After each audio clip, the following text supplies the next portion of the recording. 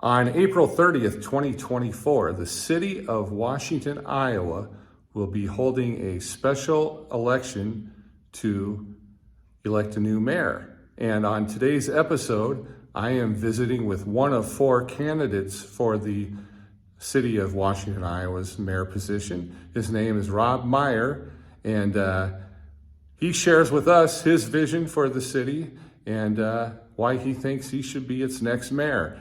It's all brought to you by Griner Auto Body of Washington, Iowa, using state-of-the-art techniques and decades of experience to get your car back on the road after an accident. Car Doctor of Washington, Iowa. No matter who Frankensteined it, they can fix and clean and customize it. McDonald Boneyard of Keota, Iowa, for all of your farm equipment and auto recycling needs.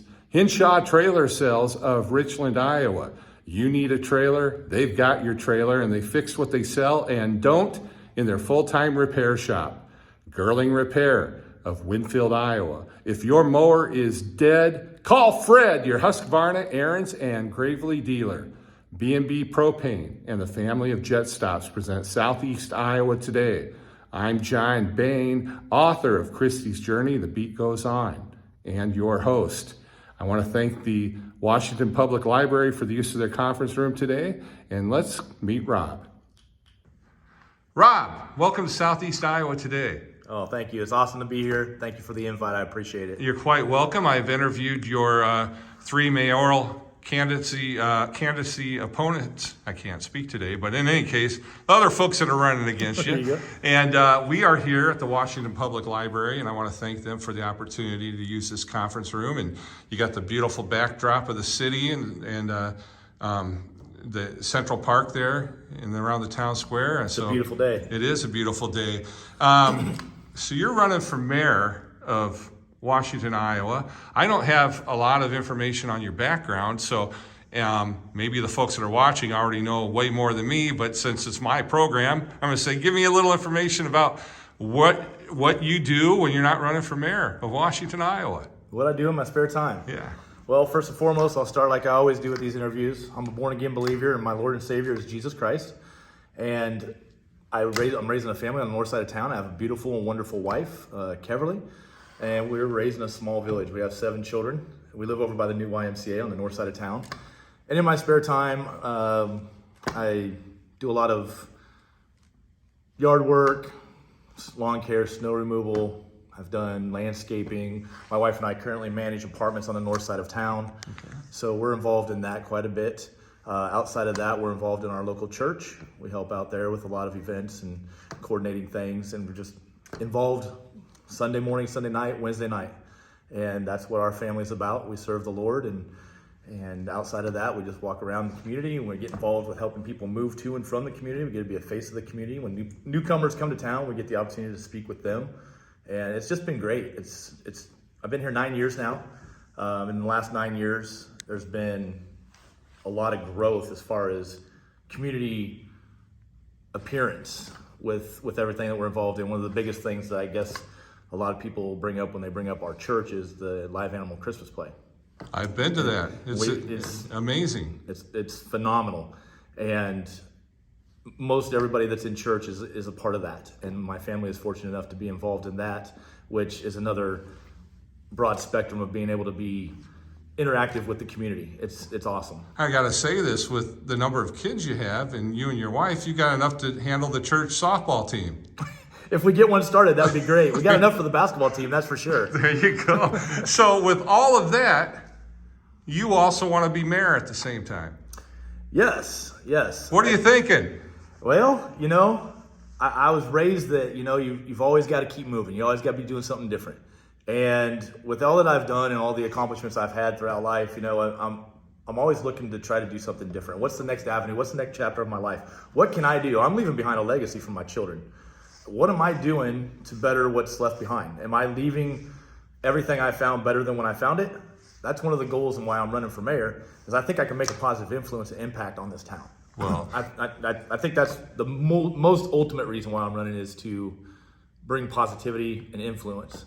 Very good. Now, I want to bring up January 16th, 2024, while Mayor Pro Tem Millie Youngquist was out of town, Washington City Council voted 5-0 to send Mayor Rosine a letter asking him to resign from office. Rosine had spent the prior 11 months on a voluntary unpaid leave of office after being accused of third-degree sexual abuse by the state of Iowa, which announced the charges on January 24th, 2023. Rosine's trial, which has been moved a lot, is now scheduled for sometime in May 2024, and which is next month. What do you think? You weren't part of, you're the only one running for mayor that wasn't on the city council Right. when they were involved when this decision was made. What are your thoughts on the actions of the city council? Well, like you said, I wasn't involved at the time, but yet as a member of this community, I was involved as far as the impact that we were a part of it all. I feel that, it's not of my place to comment on something of that magnitude as far as being as it's a current situation, legality-wise. My heart goes out to Mr. Rosine in a big way. My family and I have been praying for him a lot. I know that the road that lies ahead is a difficult one, and I honestly feel for the guy. I feel like, with the circumstances that took place, I guess your main question was, how did I feel about how the council handled the situation? Correct, yeah. I believe that the situation was handled appropriately on that side of the fence, as far as, if you look at the state recommendations of when you are in office or holding an office of that stature, it does speak of a resignation and dealing accordingly to those circumstances. So I feel like the situations were handled from a state level in the way that they were properly supposed to be handled. But like I said, I can't speak on the details or anything in depth about that. Like I said, I feel on behalf of Jaron, I'm praying for him, and I hope that he gets down the road and he gets through what he's going through. And there's better days ahead. There's better days ahead. Sometimes you walk through the fire. There's a story in the Bible about Daniel in the lion's den. I don't know how many people know about that story, but it wasn't that Daniel was saved from the lion's den. He was saved in the lion's den. And sometimes we've got to go through something like that, and it's how we come out on the other side that is the rest of the story. Mm-hmm. And like I said, I'll continue to pray for Mr. Rosine. My family is constantly praying for him, and I know our church is praying for him as well. So we wish the best for him. Okay. Now, you want to be mayor? Yes, sir. What, usually when someone runs for office, there's a reason they're running for office. Sometimes it's problems that they see in the city. Sometimes it's steering the ship in a different direction. Maybe the wind, they don't feel like the wind's at the sails, at the back, and that sort of thing. What's your motivation? Well, like I kind of said there in the beginning, I guess my motivation is to build something better for my family. I feel that I can make an impact and a difference with the leadership that I possess and the skills that I have, the team building opportunities that I've been presented in my past. One of the main reasons I'm running is because I'm just a regular guy in this town. I'm no different than you or anybody else that's in this town.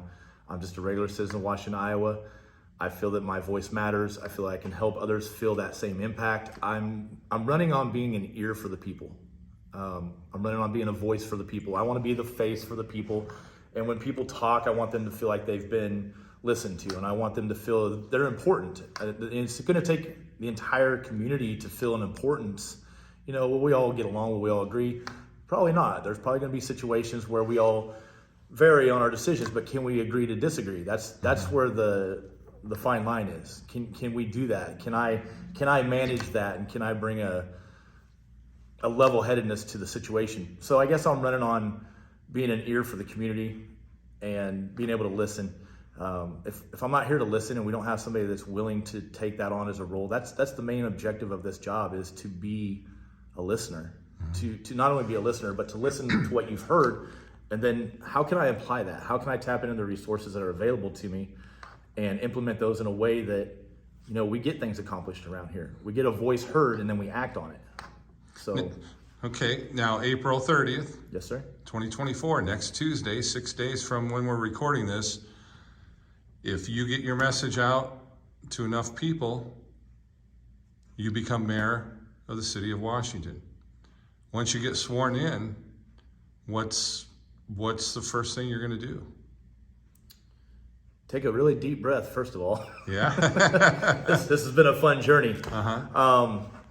But I've already discussed this with my wife, and one of the first things that I plan on doing is, once I'm elected and I'm sworn in, is immediately get right to work. Start cultivating relationships around town. I've kind of been doing that over the years in a small and a vague way, just in passing. But as soon as the gauntlet's passed, it's going to be one of those nose to the grindstone situations, and I plan on diving into whatever it is I have available to my discretion as far as resources, avenues that I can take, current circumstances, situations that we're facing. I'm going to try to continue down that road of learning the job as I go.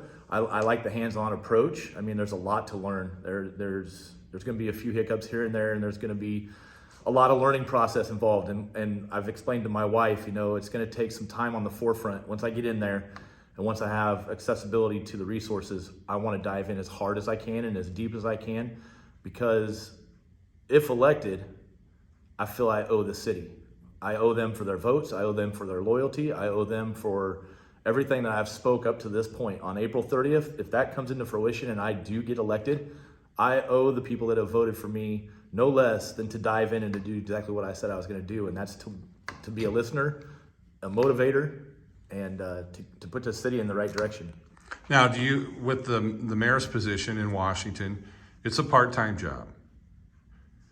Do you see yourself, how do you see yourself in that position during the course of a business week, like a Monday through Friday? I mean, if someone comes to City Hall and they need to speak to the mayor, are there going to be certain days the mayor will be there or won't be there, times a day, that sort of thing? Have you given that any thought?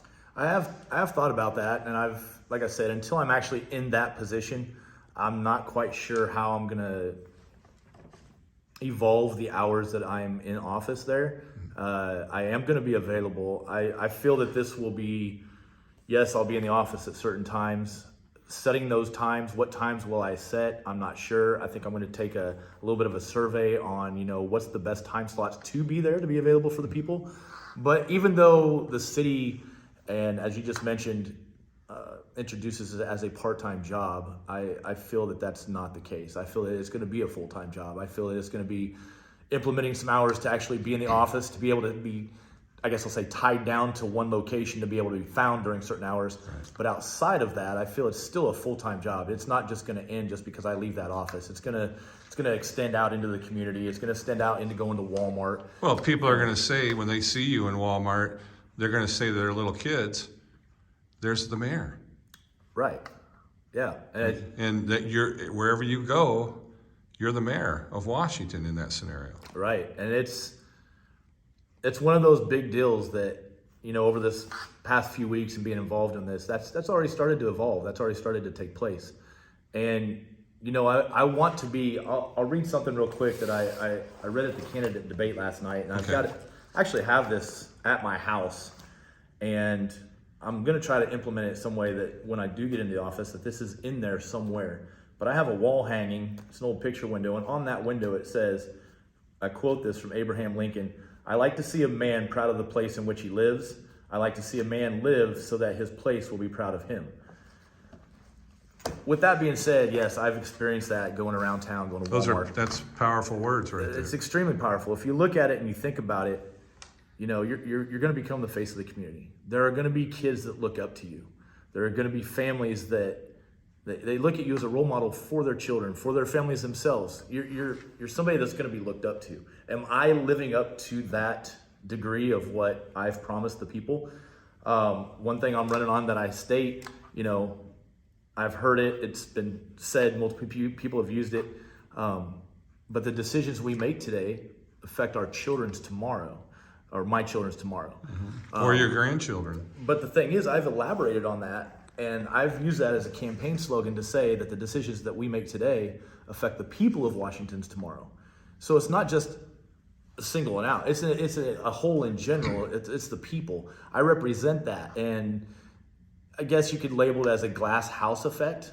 And, I guess that being in that stature of a position, it challenges you as an individual to, are you living right? Are you doing the right thing? Are you somebody that you can point to and say, hey kids, that's the mayor. Is that somebody reputable? Is somebody respectable? Am I living in that manner?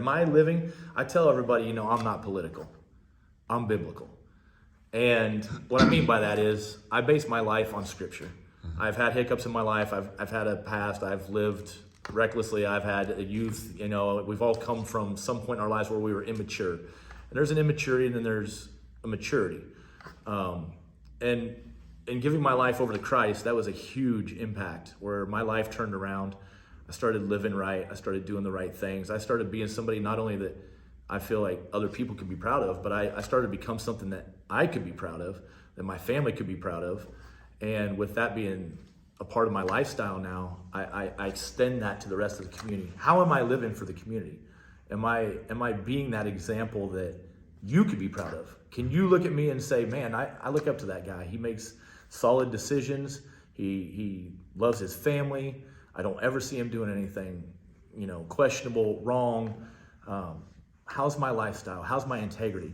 They say that doing the right thing is doing the right thing when nobody's around. Am I doing that? Right.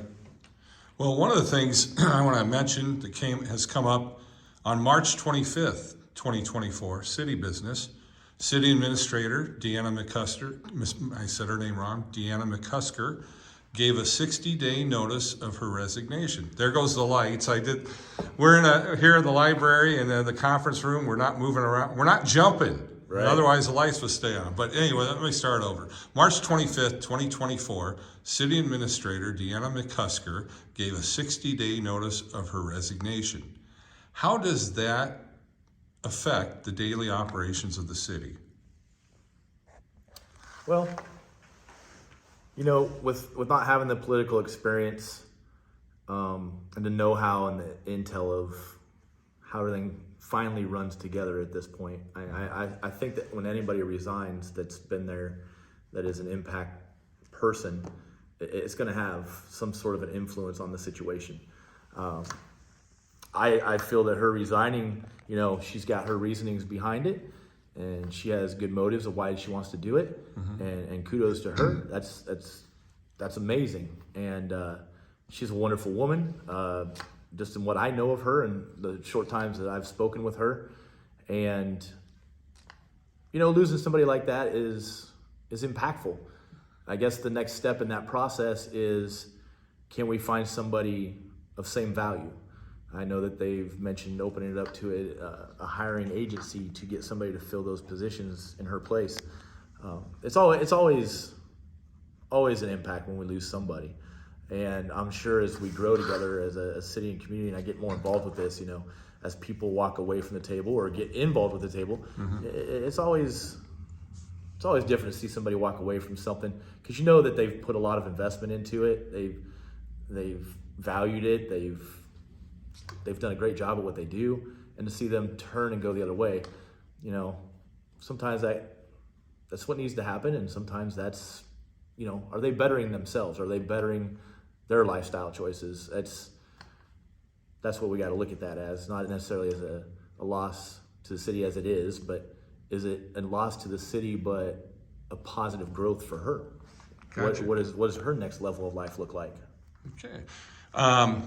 We're getting close to that time where I'm about ready to wrap up, because I only know so much to ask and things. And when I do get to this point in an interview, I ask my guest if there was anything that you would like to convey with the audience that I didn't ask you about before we wrap up. I guess real quick, a lot of people have asked me, where do I stand on a lot of things as far as infrastructure and those types of policies and things. I hold the city very near and dear to me. I've been here 9 years, and there's a history here. I want to preserve what we have. I want to better what we have, not only for the current, but for the future. And like I've said multiple times, my children, your children, the children of this community. And some people say, well, how are you going to deal with that as far as the decision-making process goes? Philippians 4:6 says that you should make all your requests known unto God. And that's one of the things that I live by. That's how I do my decision making these days. As I apply the scriptures, I apply reasonable, thinking. I eliminate all options, elimination process of what's the best decision, how is that going to impact the people. So I encourage everybody to pray about decisions, especially if big decisions are in your life. Pray about them. And that's how I'm going to make decisions when I take in consideration to spending money or housing developments or anything of that magnitude. I'm not just going to make a decision and just hope that it works. I'm going to make a decision based on the thought process and praying about it and doing what the scriptures say. And we'll get those results and we'll move forward with whatever I feel best as the council draws near and we get together as a team and we think of the best options and solutions together. I just need people to know that when we get into that position, we're going to take what's best in the interest of all people. The whole city is going to be thought about. It's not going to be just make a decision based on a singularity. It's going to be a popularity decision on how do we handle this, how do we better ourselves and the community and move forward. So I know I kind of rambled there, but that's all right. A little all over the place. Well, Rob, I thank you for being on the program today, for the opportunity to get you to know you better, for the audience of Southeast Iowa today to get to know you better. The voters of the city of Washington, they've got a big responsibility Tuesday, April 30th. I wish you the best of luck with that and with life in general. I guess I'd say at the end of that, I'm sorry, but I'd tell everybody, get out and vote. That is the hardest part of this, is getting people to the polls. Get out and vote, think about it, pray about it, make the right decision. All right. Thank you, Rob. Thanks to Rob Meyer for being on the program today. Thanks to the Washington Public Library for the use of this wonderful conference room. And thank you for watching. And if you like what you see on Southeast Iowa today, make sure to like, follow, and subscribe. One more group of people I want to thank, and that's our sponsors: Griner Auto Body, Car Doctor, Hinshaw Trailer Sales, McDonald Boneyard, Girling Repair, B&B Propane, and the family of Jet Stops. I'm your host, John Bain. Stay friendly, Southeast Iowa.